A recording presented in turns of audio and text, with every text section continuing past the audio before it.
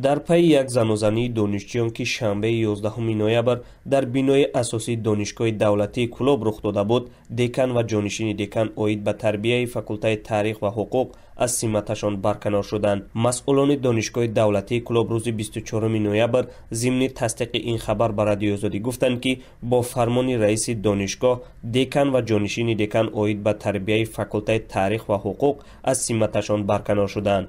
با گفته این مسئولان، سبب برکناری دکان فاکولته تاریخ و حقوق گلچهره مرادова و انوشیروان علایو معاون وی در امور تربیه بی‌مسئولیتی و خنک کردن در وظیفه خدمتی و بی‌نظارت گذاشتن دانشجویان بوده است.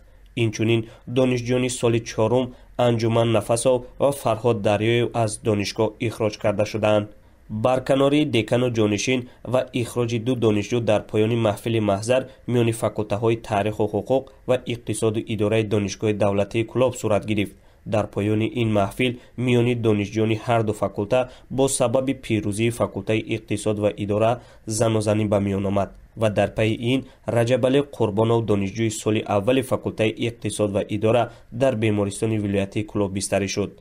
مسئولان شعبه کارهای داخلی شهر کلوب در صحبت با رادیو آزادی گفتند که در پی این حادثه دانشجویان را که در زنوزنی شرکت کردند بازپرسی نموده، اما با توجه با آن که طرف جبردیده گناهکاران را بخشیدند و با هم مراسا نمودند، نسبت این حادثه پرونده باز نشد.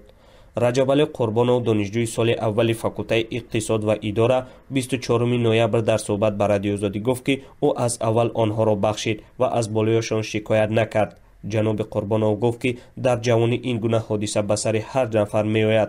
او میگوید که هرچند بستری شد اما با دانشجویان سازش کرد و از بالایشان شکایت نبرد. اما بعضی آموزگاران میگویند اخراج و برکناری دکانها و معاون آنها هیچ نقشی نخواهد داشت. برعکس بیشتر در دل آموزگاران ترس وارد میکند و آنها دیگر نمیخواهند به صفت دکان در دانشگاه فعالیت کنند. یک آموزگار فاکولته تاریخ و حقوق به شرط افشا نشدن نامش در صحبت با رادیو آزادی گفت در فاکولته آنها طی 4 سال اخیر قریب 7 دکان عوض شد. این آموزگار گفت بعد این زنوزنی و برکناری گلچهره مرادова و معاونش انوشیروان علایو کسی نمیخواهد در اینجا همچون دکان فعالیت کند. او میگوید که چند نفر را برای رهبری پیشنهاد کردند اما آنها این فاکولته را قبول نکردند. ضمناً ماه نوامبر سال 2014 امیرخان حاتمو دانشجوی کورس پنجم فاکولته تاریخ و حقوق از ناحیه تیمورملک در یک زنوزنی خونین نوروزی سید احمد و حاکم خان نظرو دانشجویان سال سوم فاکولته تحصیلات ابتدایی و تربیه جسمانی همین دانشگاه را که از محله دهنه کلوب بودند با ضرب کارد به هلاکت رساندند. بعد این حادثه دادگاه منطقه کلوب امیرخان حاتمو دانشجوی کورس پنجم فاکولته تاریخ حقوق همین دانشگاه را در سال 2015 یک عمر روانه زندان کرده بود.